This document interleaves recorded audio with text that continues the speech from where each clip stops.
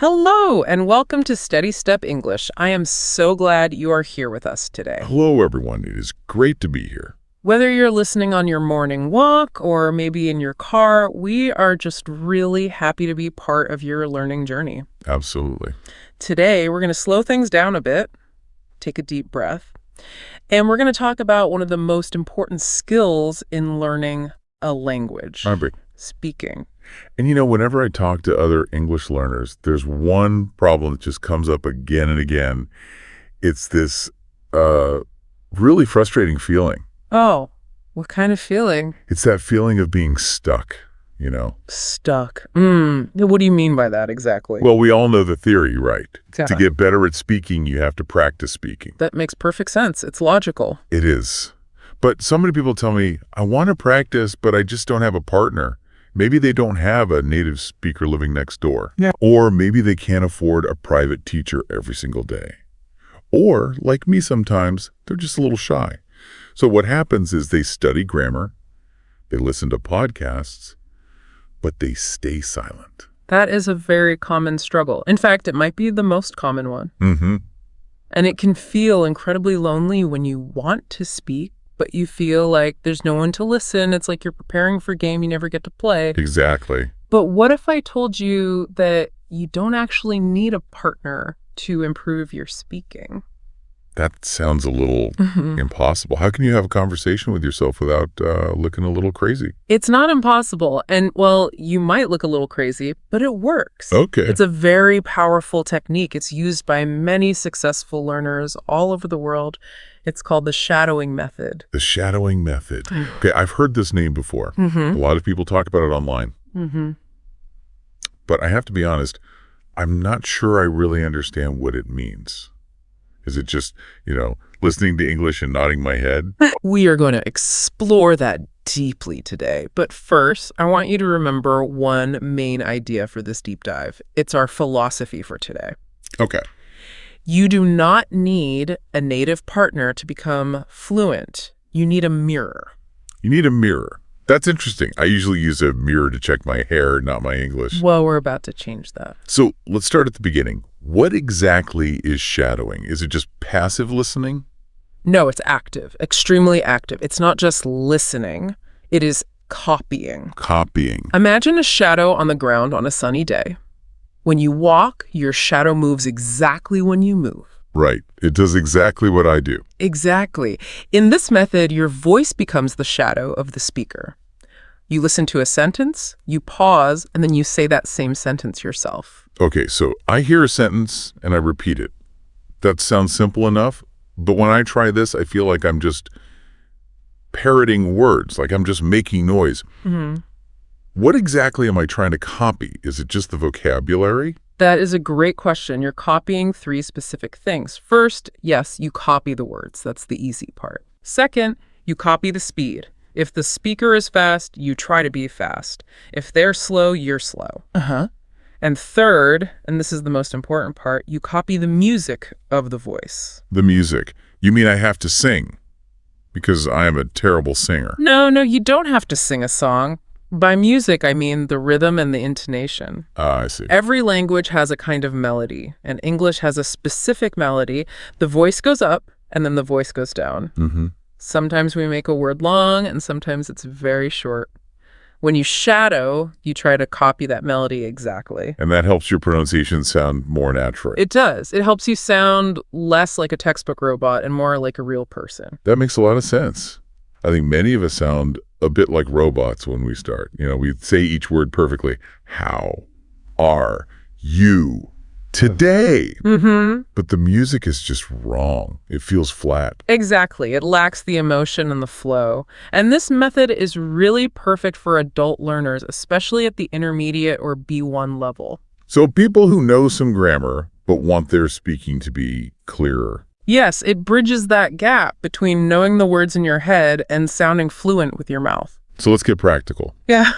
I want to try this. I want to stop sounding like a robot. If I want to start today, what are the steps? How do I actually do it? The mechanics are simple, but you do have to be disciplined. We follow a pattern. Step 1, listen. Okay.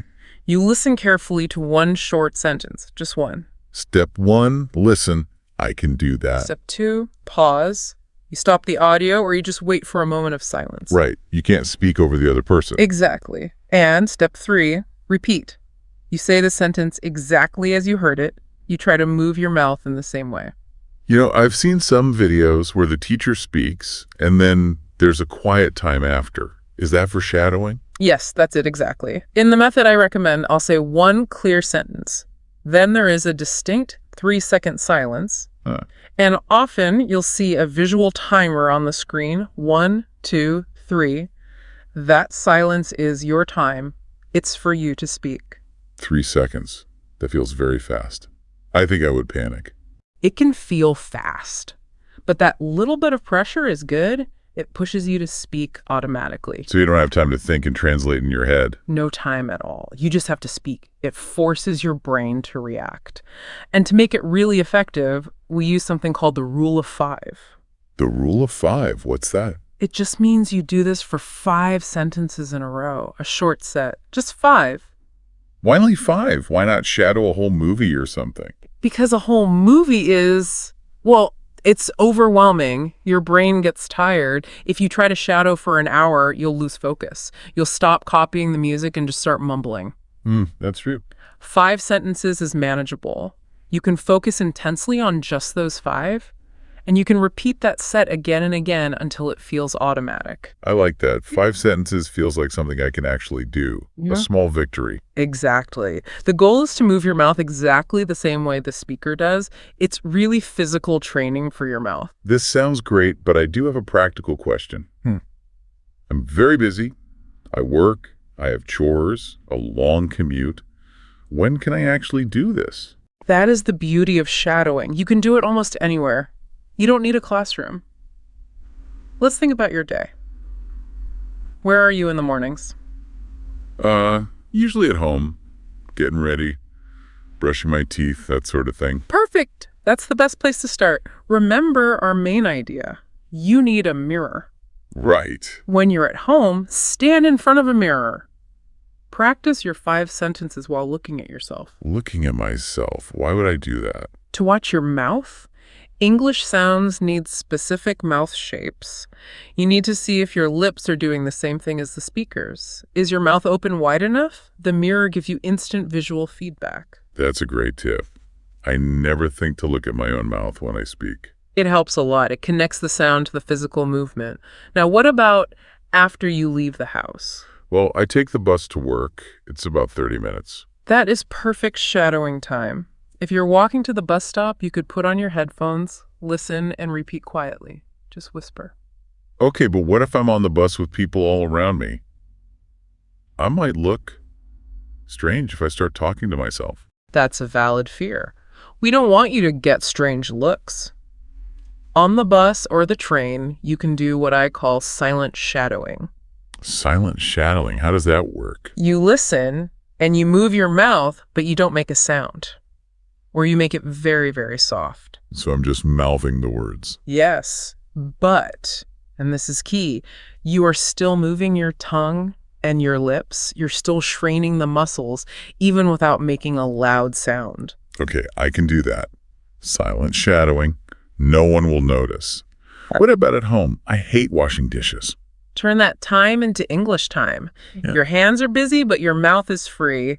It's a great time to listen and repeat out loud. I guess I could do it at work too, maybe on a short break. Yes. If you have 5 minutes, shadow a sentence or 2. It's also really useful before something like a job interview. Oh, that's a great idea. You can shadow common interview answers to help you sound more confident. It's like a warm-up, like stretching before you go for a run. Exactly that. Or think about travel. If you're planning a trip, you can shadow travel phrases, even watching the news in the evening. Just pick one small part and shadow the presenter. They speak very clearly. So there are opportunities everywhere if you just look for them. Yes. Even just 5 sentences before a party or a meeting, it can make you feel so much less nervous. It wakes up your brain in your mouth. It switches you into English mode. I have another question, though, and this one's a big one for me. Okay. If I am practicing alone, with no teacher there, how do I know if I'm doing it right? How do I know if I sound good?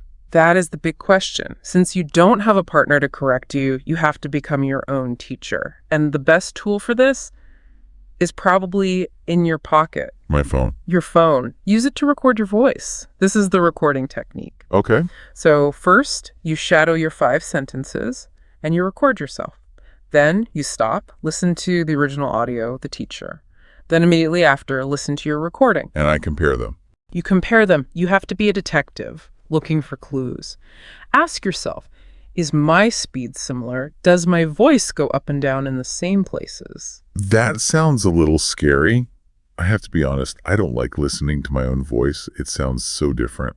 Almost no one likes listening to their own voice. It feels strange, I know. It's uncomfortable. But it is the most honest feedback you will ever get. The recording doesn't lie.